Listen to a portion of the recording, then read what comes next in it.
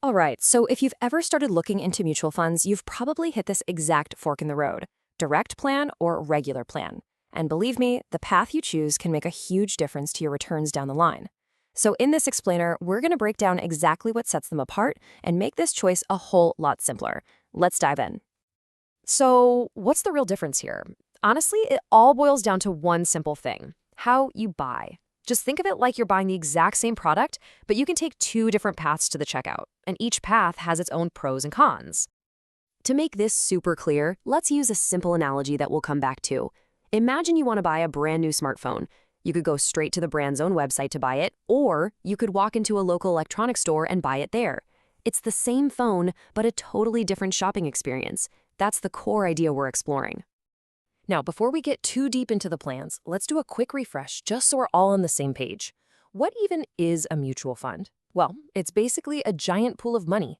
Lots of investors, maybe like you, put their cash in, and then professional managers invest that whole pool in a mix of things like stocks and bonds. For that service, you pay a small fee, and that's called an expense ratio. Simple enough. Okay, first up, let's explore the direct plan.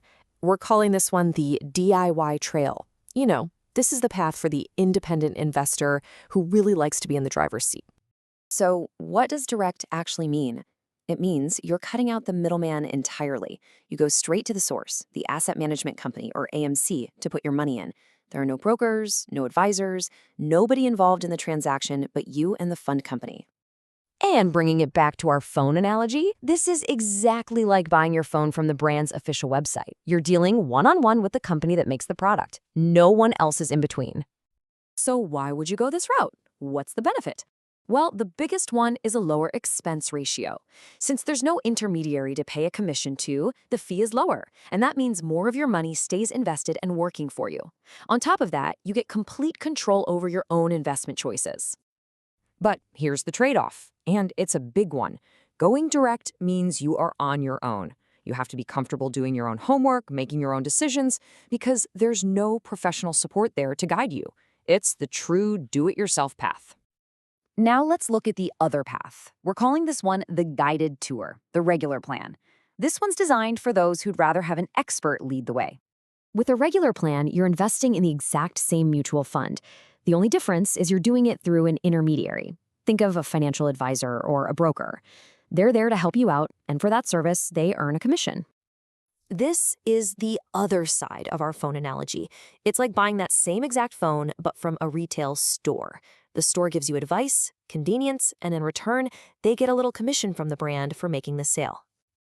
The advantages here are pretty clear, right? You get professional guidance to help you choose the right funds for your goals. It's convenient. You don't have to manage all the nitty-gritty details on your own. And the flip side? Well, that guidance comes at a cost. That commission that gets paid to the advisor is actually baked into your expense ratio, which makes it higher than the direct plan. You also give up some control because you're relying on the advisor's decisions. All right, we've walked both paths. Now let's put them right next to each other, side by side, to make the choice crystal clear. Let's break it down. When it comes to the expense ratio, the direct plan is lower, plain and simple. But if you're looking for guidance, the regular plan offers professional advice where the direct plan has none. And this affects your control. You've got way more of it with a direct plan and less with a regular plan.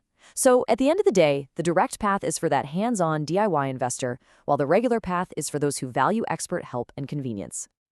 We keep talking about a higher cost for the regular plan, but let's get specific. How much more are we really talking about for that guidance? That commission that's paid to the intermediary in a regular plan, it typically adds between 0.5% to 1.5% to the fund's annual expense ratio. Now, I know what you're thinking. That might not sound like a lot, but let's see what that actually looks like over time. This is where the power of compounding really comes into play. That small percentage difference, when you apply it year after year, can really eat away at your returns. Over the long haul, the investment in the direct plan can grow to be significantly larger, simply because less of it is being paid out in fees. The really crucial point here is that even a small fee can make a huge difference over time. So, after looking at all of this, what's the bottom line? How do you decide which destination is the right one for you? Ultimately, there is no single better option here. The right choice is deeply personal. It all depends on your own investment knowledge, the time you're willing to commit, and really whether you value professional guidance more than you value lower costs. So I want you to think about it in these terms. Are you the independent hiker, the one who enjoys navigating the trail all on your own? Or are you the tourist who prefers a guided tour to make sure you see all the sights without getting lost?